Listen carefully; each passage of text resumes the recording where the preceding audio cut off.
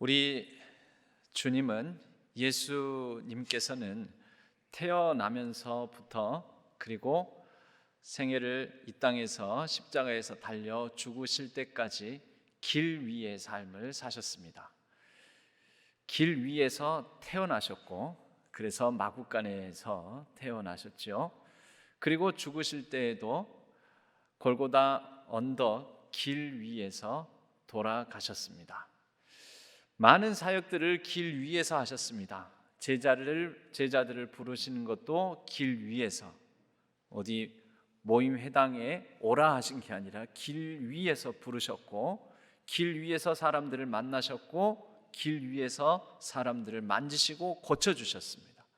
길 위에서 사람들에게 가르치셨고, 오병이어의 기적도 예수님을 따르는 많은 무리들을 둘씩 산에서 앉게 하셔서 그곳에서 음식을 배설하심으로 오병이어의 기적을 베푸셨습니다.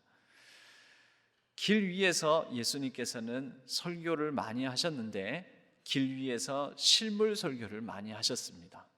길 위에서 사람들을 많이 만나셨습니다.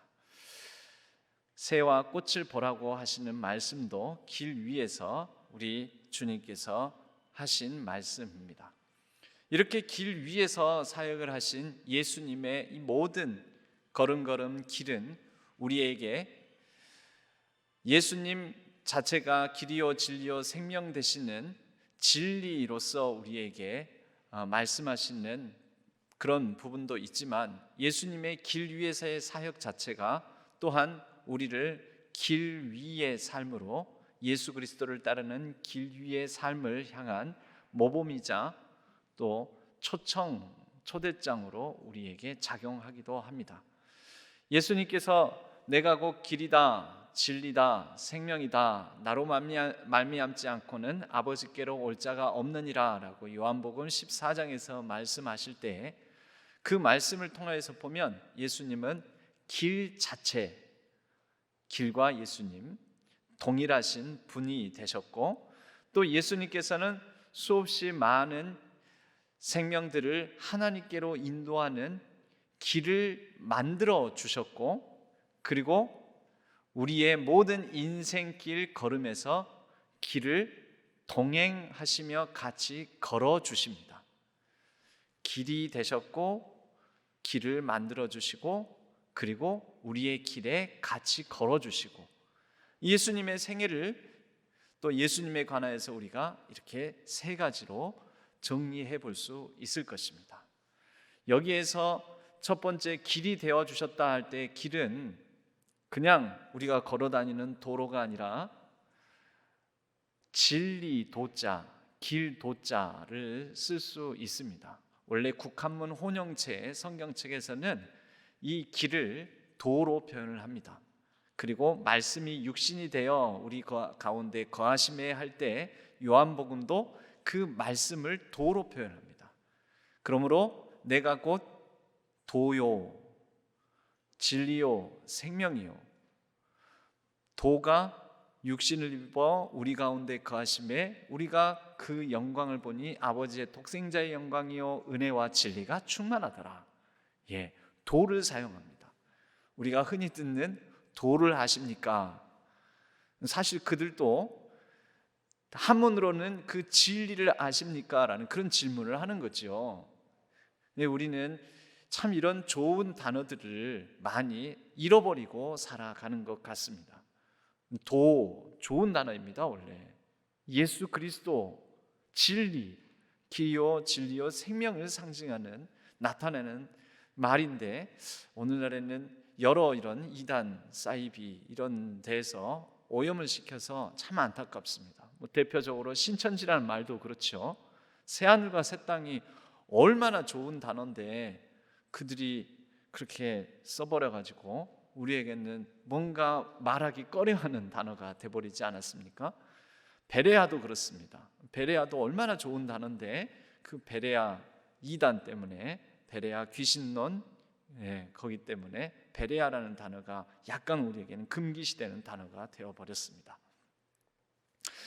예수님께서는 길에서 제자들을 많이 만나시고 가르치시고 또 사람들을 고치시고 했는데 부활 이후에도 길 위에서 엠마오로 가는 두 제자를 만나시는 장면이 오늘 본문에 나옵니다. 엠마오로 가는 두 제자를 길에서 동행하시고 같이 걸으시면서 그들이 엠마오로 가는 그 길은 절망과 낙심과 슬픔과 비통함을 가지고 그 엠마오로 내려가고 있는데 예수님께서는 그들에게 어쩌면 이렇게 얘기를 하셨을지 모릅니다. 너희가 모세의 그 율법과 선지자의 글과 시편을 읽었을 터인데 도를 알기는 아냐? 너희가 진짜 길을 아냐? 그 말씀 속에 있는 진리를 깨우쳤느냐? 그들이 낙심과 비통함과 좌절 속에 있으니 예수님께서는 이 구약의 익숙한 성경 구절들을 다시 풀어주시면서 그들을 진리로 도로 초청을 하신 것입니다. 그들이 듣고 마음이 뜨거워져서 이제 진리를 발견하고 우리가 내려가야 할 엠마오가 아니라 예루살렘으로 가야 되겠다 하고 돌이켜 그들의 방향을 바꾸어 그들이 그곳에 가서 예루살렘에 있는 남은 제자들에게 부활을 증거하게 되죠. 들었던 얘기, 뜨거워진 가슴, 그 열정으로 이 진리의 삶을 살고자 변화된 회심의 삶을 살아갔을 것입니다. 그렇게 해서 탄생한 공동체가 교회 공동체입니다. 자신의 인생길을 비통과 좌절, 아쉬움과 아픔, 슬픔, 낙심, 절망으로 살아가던 길을 바꾸어 변화된 삶을, 진리의 길을 걷고자 하는 사람들의 모임.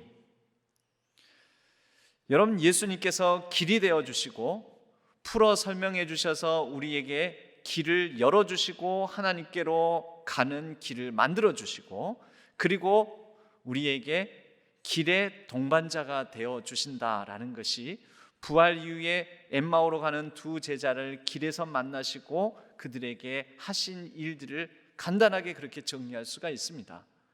우리는 이것을 통하여 우리 교회가, 교회 공동체가 어떤 영성을 가지고 어떤 마음으로 살아가야 할지, 어떤 교회를 이루고 어떤 영성을 가지고 살아가야 할지를 한 3가지 정도를 정리해서 나눠볼 수 있겠습니다.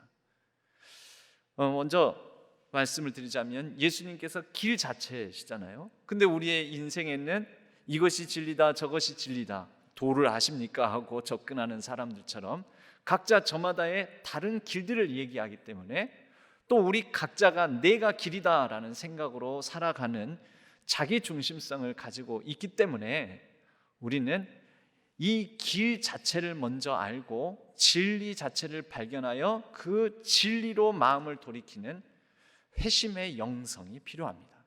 첫 번째는 그 길 되시는 예수 그리스도를 알고 발견하고 따르는 회심의 영성.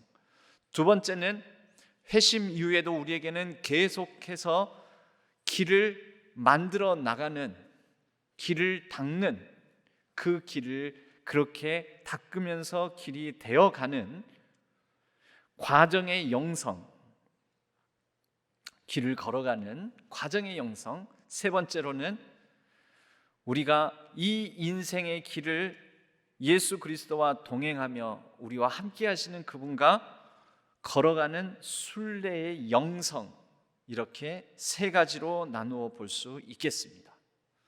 먼저 회심의 영성입니다.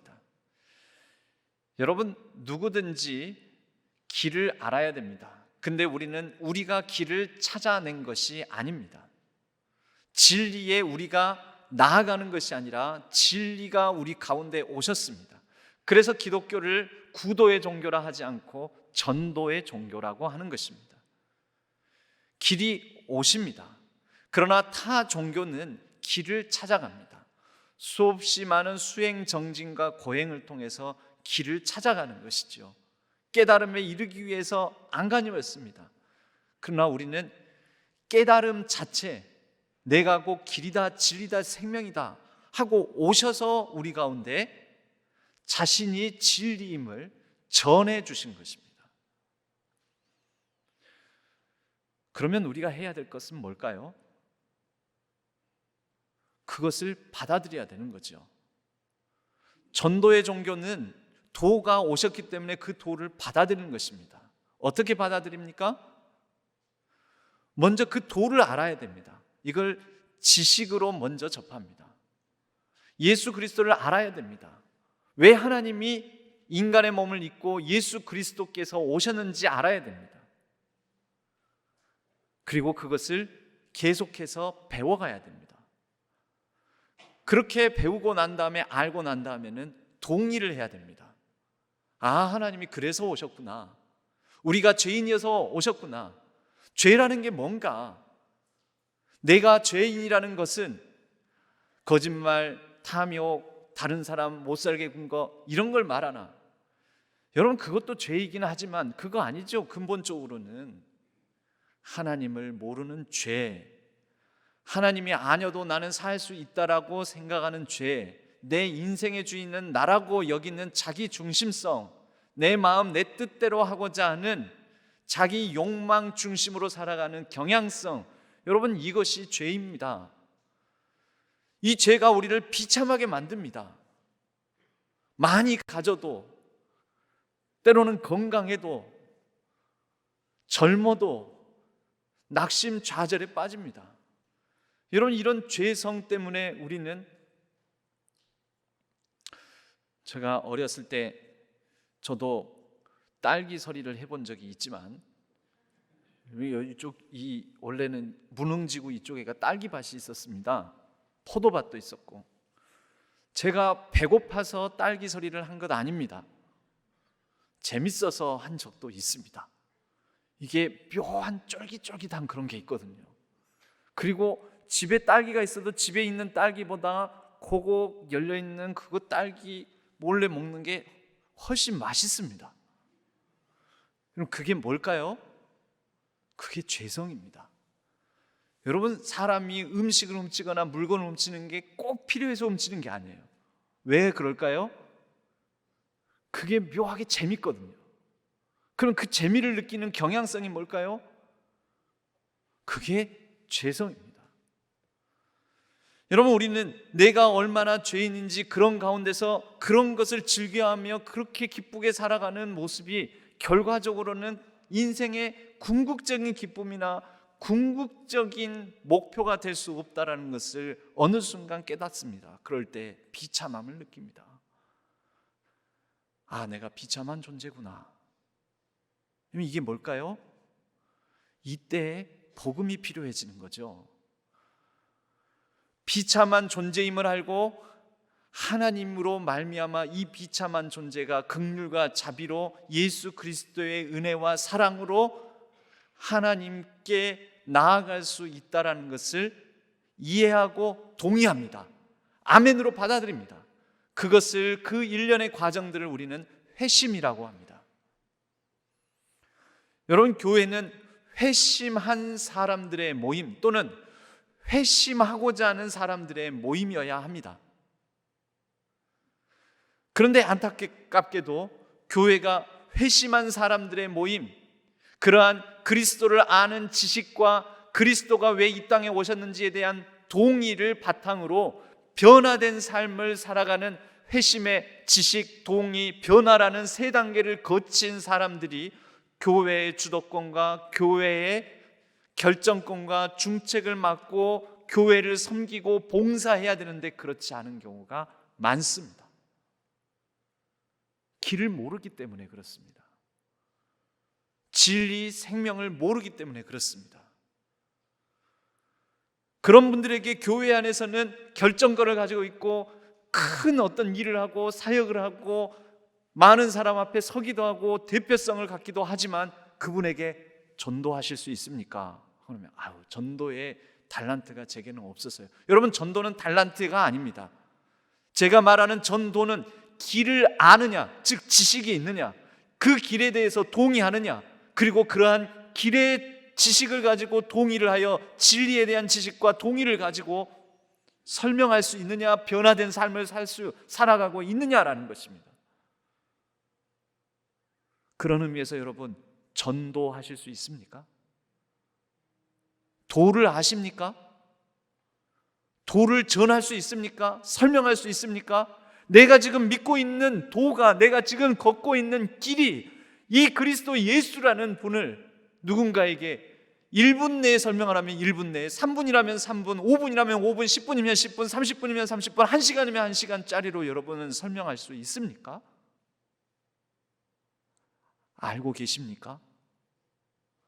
왜 인간이 비참한지, 왜 하나님이 필요한지, 그래서 왜 하나님께서 오셨는지, 그래서 하나님으로 말미암아, 예수 그리스도로 말미암아 우리가 구원받았음을 여러분은 얘기할 수 있느냐라는 것입니다.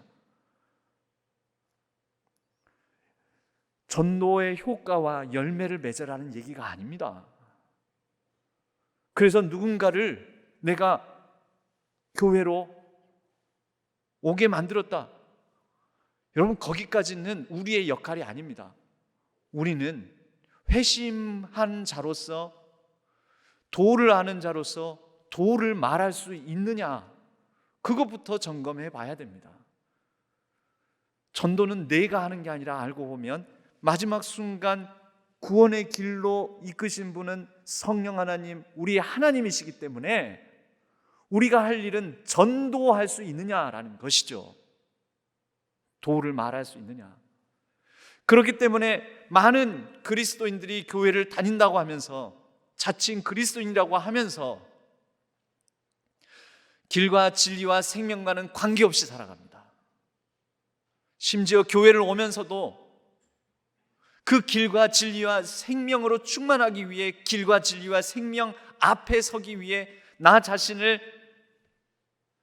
그분 앞에 바로 서기 위해서, 예배드리기 위해서, 말씀을 듣기 위해서, 말씀 앞에 서기 위해서가 아니라 일하기 위해서 오십니다. 많은 교회 안에 중직을 맡고 있는 분들이 내 순서가 있으면 오고 순서가 없으면 안 옵니다. 여실히 드러난 게 코로나입니다. 코로나 시대가 되니까, 코로나가 열리니까 얼마나 좋은 세상이 됐는지, 코로나면은 모든 게 수긍이 됩니다. 여러분, 코로나라는 핑계와 합당한 변명거리를 제하고 자신을 하나님 앞에서, 길과 진리와 생명 되신 그분 앞에서 돌아보시기를 바랍니다. 같은 코로나 상황인데도 찬양이나 무슨 순서나 무슨 일을 해야 되고 뭘 나눠줘야 되고 봉사를 하기 위해서라면 오십니다. 그런데 그 역할이 아니시면 안 오십니다. 신앙교회에서도 그것을 경험하게 될 줄이야. 그 전에 저도 어렸을 때부터 교회 생활을 쭉 해왔고, 교회를 지켜봐왔고, 교인들을 관찰해왔는데 그러한 경향성들이 많이 있습니다. 여러분, 교회 왜 다니십니까? 마음속으로 답을 해보시기 바랍니다. 여러분, 교회 왜 다니세요? 진리 앞에 서기 위해서, 진리를 듣기 위해서, 진리의 길을 따르기 위해서 교회 다니시는 거 아닙니까? 예배 드리기 위해서 오시는 것 아닙니까? 그분을 만나기 위해서 오는 것 아닙니까? 그분 앞에 나를 좀 더 바로 세우기 위해서 오시는 것 아닙니까? 주차 안내하러 오십니까? 밥하기 위해서 오십니까? 순서 맡기 위해서 오십니까? 일하려고 오십니까? 일하는 자리에 빠지면은 이게 누군가가 눈치 줄 것 같아서 오십니까? 여러분, 회심하시기 바랍니다. 오늘날 회심이 사라진, 회심이 뭔지도 모르고 회심을 가르치지 않아서 회심하지 않은 분들이 교회의 주도권을 잡는 게 한국교회의 문제가 됩니다. 도를 모르는데 교회의 방향을 정합니다. 여러분, 이게 문제 아니겠습니까?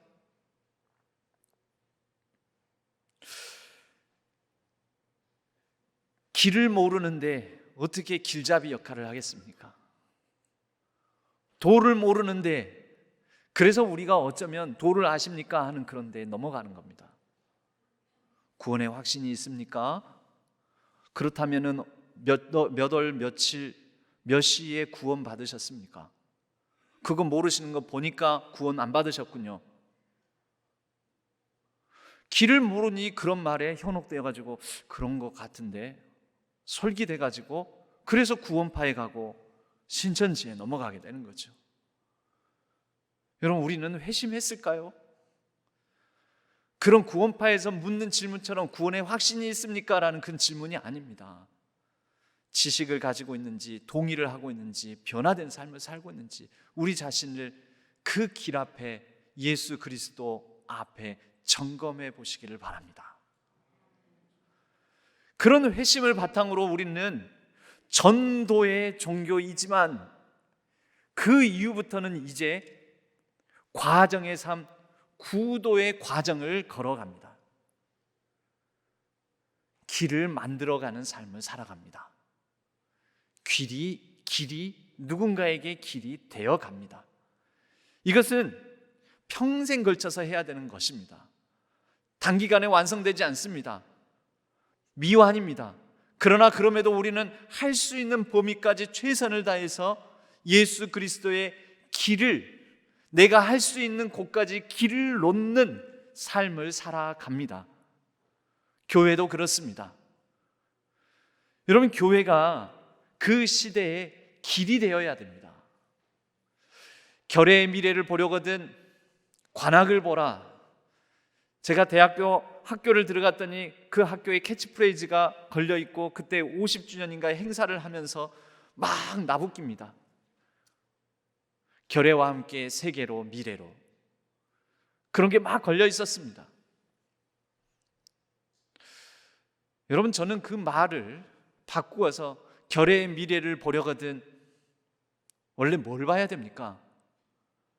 교회를 보라. 광주 지역의 미래를 보려거든 광주 지역에 있는 교회를 보라. 아니, 광주 지역의 신안동의 이 지역의 미래를 보려거든 신안교회를 보라. 여러분, 그게 무슨 뜻입니까? 길이 되어준다는 거죠. 길이라는 거죠. 시대가 암울하고 어둡고 아프고 상하고 절망과 낙심이 사람들을 우울하게 만들면서 다스릴 때, 답답하여 견딜 수 없고 길이 없다 여길 때 신앙교회를 보라. 여러분, 우리는 소상공인을 돕자고 상품권을 지금 이제 다 인쇄가 되어서 이제 오늘까지 여러분 우리 교인들 중에서도 상품권을 쓸 수 있는 가맹점으로 하겠다는 분들 이제 신청 오늘까지 받아가지고 정리를 해서 다음 주부터는 여러분들에게 이제 상품권을 이렇게 일단 10,000원권 상품권을 한 장씩 나눠 드릴 겁니다. 여러분, 이것을 하기 위해서 지난 주간에 목사님과 장로님이 이 지역에 있는 상점들에 가서 저희 교회에서 상품권을 발행해서 이렇게 해서 이렇게 돕고자 하는데 이 상품권을 사용할 수 있는 가맹점으로 이렇게 계약을 해 주시겠습니까? 저희는 신학교에서 나왔습니다. 막 이렇게 얘기를 하면 그분들이 교회에서 그런 일도 하십니까? 참 귀한 일을 하시네요. 감사합니다. 너무 좋네요. 그럴 것 같죠? 그랬으면 좋겠죠. 그래서 지난 주간에 그렇게 다니실 목사님이 저한테, 부목사님이 얘기를 해주시는 겁니다. 그런 곳도 있었다고 해요. 그런데 신학교회가 어느 교회요? 왜요? 안 그래도 코로나 때문에 힘들어 죽겠는데 왜 번거롭게 귀찮게 하냐고 하는 반응들. 교회가 뭘 한다고요? 아유, 됐어요. 그 이상한 거 하지 말고 가시오. 이런 분들도 있었다라는 거죠. 신앙교회 이 패를 달고 갔는데, 신앙교회에서 왔습니다. 신앙교회가 어디 있는데요? 뭐 하는 곳인데요? 그러더라는 거죠. 여러분, 멀리 저기 서구와 남구에 있는 교회 사업장을 간 게 아닙니다. 요 동네 간 겁니다. 요 동네.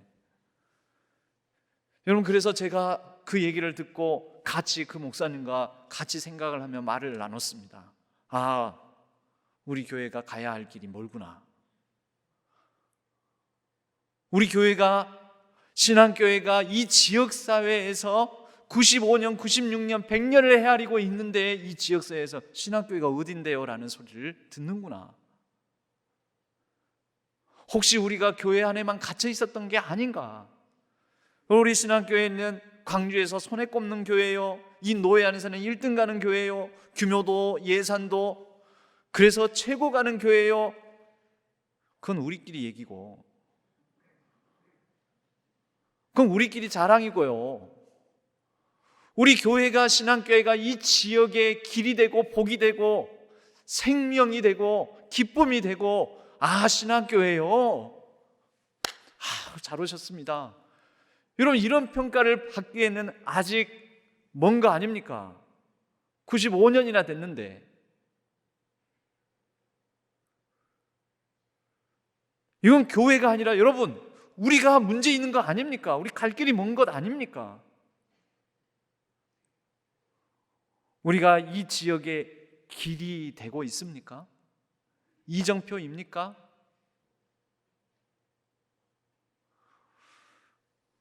우리는 아직 가야 할, 이루어야 할 일이 많습니다. 이 지역의 복된 일, 선한 일, 모범이 되는 것을 보려거든 신앙교회를 봐라. 여러분, 우리가 그런 길을 제시하고 길이 되어줄 때 우리는 광주 시내 전역을 교구로 삼을 수도 있을 것입니다. 나아가 이 시대의 이 한국교회에, 요즘 많은 욕을 먹고 있는 한국교회에 이정표가 되는, 길이 되는 교회가 될 수 있을 것입니다. 여러분, 돌로 할 수 있는 게 있습니다. 성을 쌓을 수 있습니다. 높이 쌓으면 성이 됩니다. 그러나 그걸 깔면 길이 됩니다. 두 제국이 비슷한 시기에 일어났습니다. 하나는 동양에 있는 제국 진나라였고요. 진시황 아시죠? 그리고 또 다른 한 나라가 그때 태동하게 되었는데 로마입니다. 한 나라는 성을 쌓았습니다. 그리고 다른 한 나라는 길을 닦았습니다. 어느 나라가 오래 갔게요? 진나라는 단 2대 만에 망해버렸습니다. 그런데 길을 닦았던 로마는 1000년을 갔습니다. 여러분, 성을 쌓으면 망하고 길을 닦으면 흥한다라는 말이 그래서 나오게 되었습니다. 우리 교회는 성을 쌓는 교회입니까? 길을 닦는 교회입니까? 성을 쌓는 교회가 돼야 될까요? 1번. 길을 닦는 교회가 돼야 될까요? 2번. 여러분의 선택은 몇 번입니까? 1번이요? 정답입니다. 상품은 다음 주부터 1만 원권 지역 상품권을 드리도록 하겠습니다. 여러분, 길을 닦는 교회, 길을 만드는 교회가 되어야 하지 않을까요? 우리는 그렇게 길이요 진리요 생명 되신 예수 그리스도와 함께 걸어가는 것 아닙니까? 그러자고 교회하는 것 아닙니까? 그러자고 우리를 불러주신 것 아닙니까? 살아계신 주님께서 여러분과 동행하시는 것 아닙니까? 그래서 우리가 구원받은 사람들 아닙니까? 우리가 성을 쌓기보다는, 여러분, 성을 쌓으면 그건 뭐가 되죠? 그건 울타리가 됩니다. 제가 토요 새벽에도 그런 말씀을 드렸는데요, 호주에서는 가축대를 모으는 방법이 2가지가 있다고 합니다. 하나는 울타리를 치는 겁니다. 그래서 울타리를 쳐서 가축대를 모으는 방법. 근데 다른 한 방법은 우물을 두는 것입니다. 그럼 가축대가 모인다는 거죠. 물 마시러. 여러분, 우리는 성을 쌓는 교회, 울타리를 치는 교회가 아니라 예수 그리스도라는 진리의 샘을 파 샘 곁에 모이게 하는 교회가 되어야 할 것입니다. 그리고 다시 길을 내어 길을 닦는 교회, 길을 제시하는 교회, 이정표가 되는 교회가 되어야 할 것입니다. 그리고 여러분이 바로 그러한 사람이 되어주시기를 간절히 소망합니다. 마지막 세 번째는 순례의 영성입니다. 여러분, 길이 끝나는 곳에 길이 있습니다. 과정의 영성에서 이걸 빼먹었네요. 봄길이라는 시가 있습니다. 정호승이라는 시인이 쓴 시입니다. 길이 끝나는 곳에서도 길이 있다. 길이 끝나는 곳에서도 길이 되는 사람이 있다. 스스로 봄길이 되어 끝없이 걸어가는 사람이 있다. 강물은 흐르다가 멈추고 새들은 날아가 돌아오지 않고 하늘과 땅 사이의 모든 꽃잎은 흩어져도 보라, 사랑이 끝날 곳에서도 사랑으로 남아있는 사람이 있다. 스스로 사랑이 되어 한없이 봄길을 걸어가는 사람이 있다. 저는 이 시를 보면서 예수님을 생각하고 이 시인이 시를 지었나? 그런 생각이 들었습니다. 그런데 저는 이 시를 보면서 이 사람 자리에 교회를 넣어보면, 여러분 잘 한번 묵상을 해보십시오. 길이 끝나는 곳에서도 길이 있다. 길이 끝나는 곳에서도 길이 되는 교회가 있다. 우리 신앙교회. 스스로 봄길이 되어 끝없이 걸어가는 교회가 있다. 우리 신앙교회. 강물은 흐르다가 멈추고 새들은 날아가 돌아오지 않고 하늘과 땅 사이의 모든 꽃잎은 흩어져도 보라, 사랑이 끝난 곳에서도 사랑으로 남아있는 교회가 있다. 어디요? 스스로 사랑이 되어 한없이 봄길을 걸어가는 교회가 있다. 이면 얼마나 좋겠습니까? 그러기를 소망합니다. 그렇게 길이 되는 교회, 길을 만드는 교회, 이정표를 세우는 교회, 봄길처럼 꽃과 생명이 약동하는 놀라운 역사를 이뤄내는 교회, 그런 교회 공동체의 일원이자 그런 길이 되는 사람, 여러분과 우리 교회가 되기를 간절히 소망합니다. 순례의 영성입니다. 여러분, 예수님께서는 순례자셨습니다. 계속해서 끊임없이 길 위를 다니셨습니다. 누가복음 13장 33절에는 이런 말씀이 나옵니다. 그러나 오늘과 내일과 모레는 내가 갈 길을 가야 하리니. 오늘과 내일과 모레 계속해서 길을 가신답니다.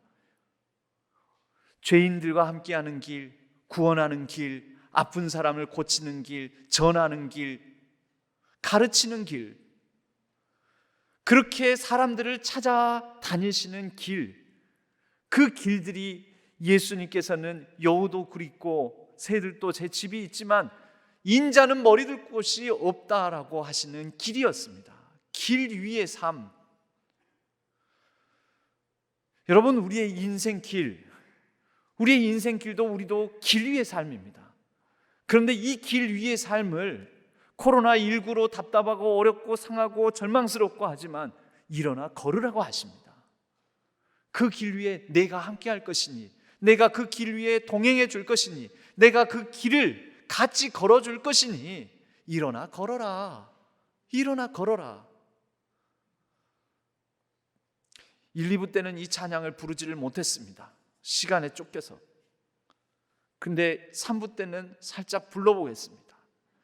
나의 등 뒤에서 나를 도우시는 주, 나의 인생길에서 지치고 고나여 매일처럼 주저앉고 싶을 때 나를 밀어주시네. 일어나 걸어라, 내가 새 힘을 주리니. 일어나 너 걸어라, 내 너를 도우리. 할렐루야. 나의 등 뒤에서 나를 도우시는 주님, 이 인생길 위에 같이 걸으십니다. 그러므로 여러분, 우리는 이 인생이라는 나그네 여정, 순례의 여정이지만 그분과 함께 일어나 걸어야 합니다. 교회 안에서만 또한 머물지 마십시오. 여러분, 코로나가 한참 심할 때 서울은 광주에 비해서 더 심하지 않았습니까? 지금도 광주 지역이나 이 지방보다는 서울은 한 단계가 더 높은, 좀 더 엄정하고 엄격한 방역 수칙을 제시를 하고 있습니다.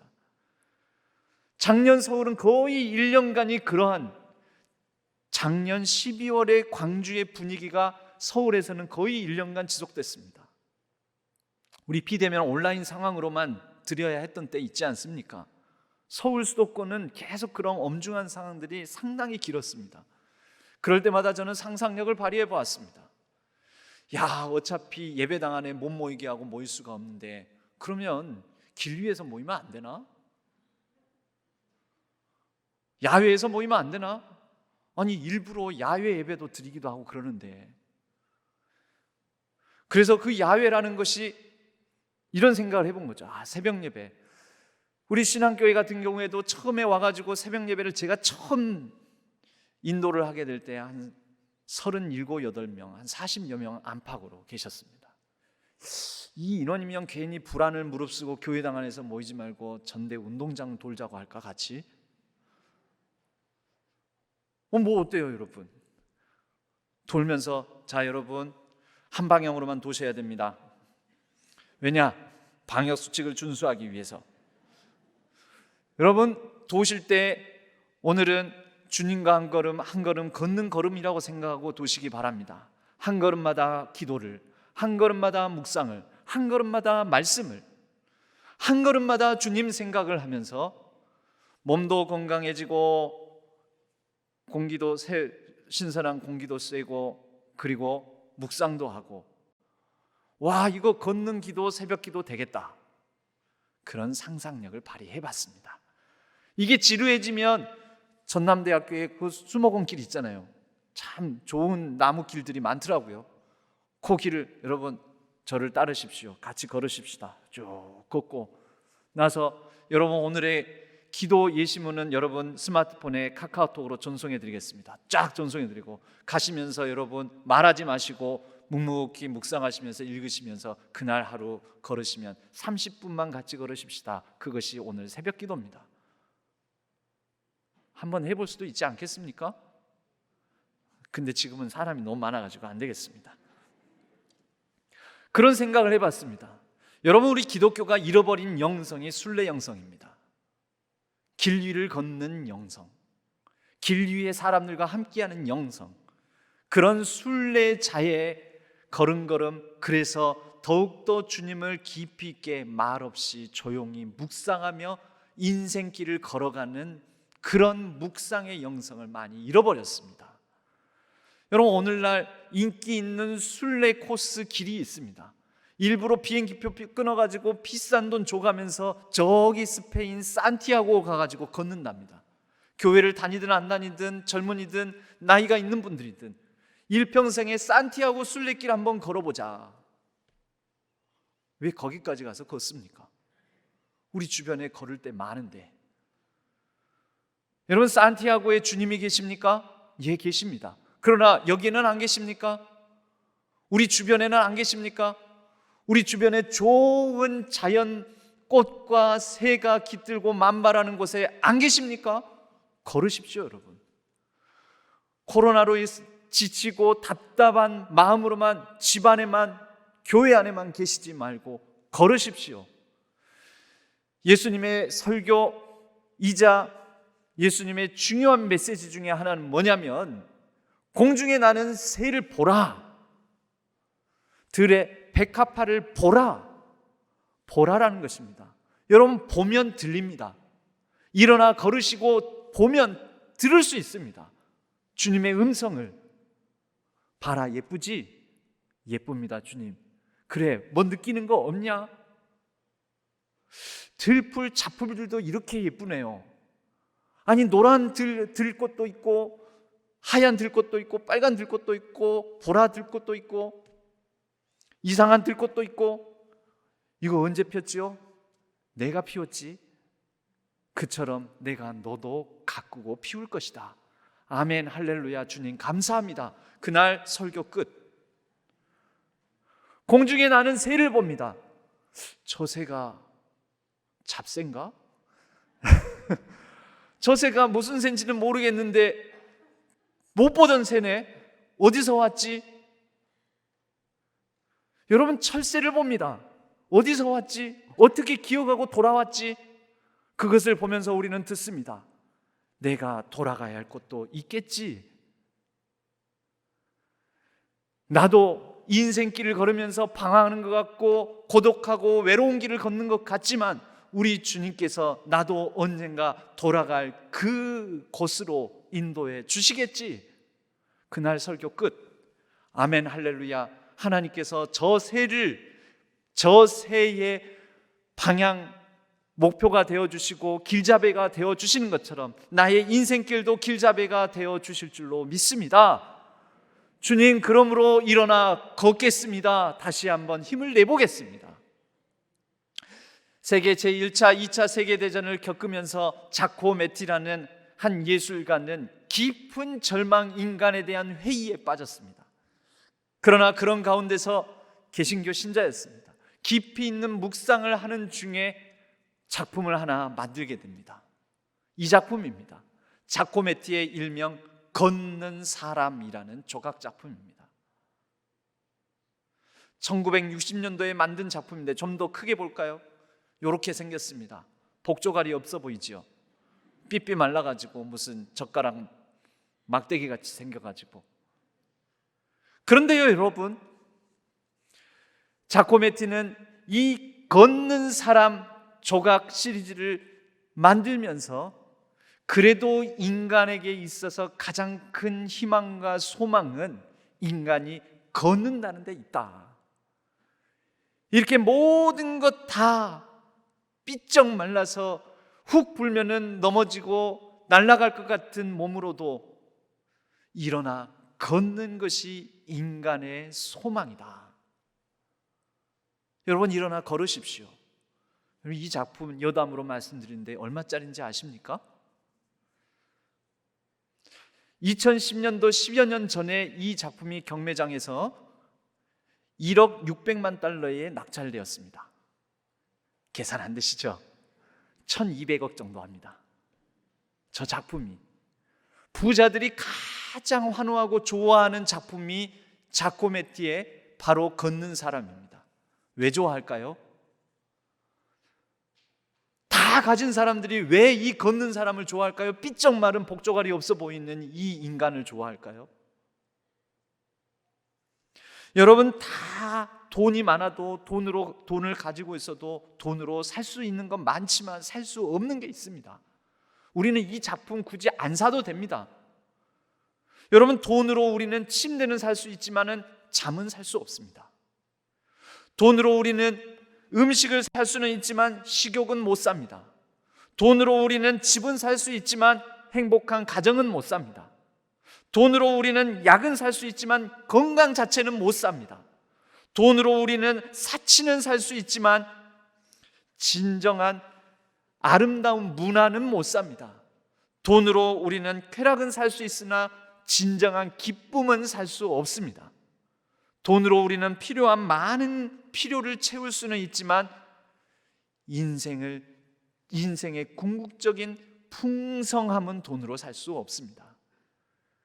그런데 여러분, 일어나 걷는 여러분의 여정, 우리 주님과 함께 걸어가는 인생길의 순례의 과정 중에 우리는 비록 가진 것 없을지라도 걸을 수만 있다면, 주님과 함께 일어나 걸을 수만 있다면 그것이 우리의 인생 최고의 행복이요 소망인 줄로 믿습니다. 다 못 사지만 여러분, 잘 주무십니까? 주님께서 평안한 잠 주시기를 바라고 잠 이미 잘 주무시고 나는 밥만 먹으면 잠이 와요, 가장 행복한 분인 줄로 믿습니다. 일어나 걸을 수 있다면, 내가 음식은 먹을 거리가 많이 없지만 없어서 못 먹죠. 식욕이 좋아 죽겠습니다. 뭘 죽습니까? 가장 복된 분이신 줄로 믿습니다. 여러분, 우리는 가진 것 없지만 잠 잘 자고 잘 먹고 일어나 걸을 수 있고 산책할 수 있고 꽃 볼 수 있고 새 볼 수 있으면, 그리고 우리에게 귀한 자녀 주시고 가정이 있으면, 우리가 그렇게 우리 주 예수 그리스도께서 생명을 주시고 그 생명의 풍성함으로 우리를 인도해 주신다면 우리는 가장 귀하고 복된 존재인 줄로 믿습니다. 그렇게 우리는 인생의 길을 가장 풍성하게 풍요롭고 넉넉하게 살아갈 수 있으리라고 믿습니다. 주님께서 길이 되어 주십니다. 그리고 주님께서 길을 만들어 주십니다. 열어 주십니다. 그리고 일어나 걸으라 하십니다. 주님께서는 그 길에 우리의 밟는 땅바닥이 되어 주십니다. 지금도 우리가 걷는 걸음걸음마다 주님께서 내 등을 밟고 가라, 내 어깨 위에 올라서라, 그리고 나를 통해서 볼 수 있는, 갈 수 있는 그곳으로 함께 가자, 일어나 함께 가자, 우리를 초청하십니다. 여러분, 그 길 위에서 귀하고 복된 삶을 살아가시는 우리 모든 성도님들 되시기를 주님의 이름으로 간절히 축복합니다.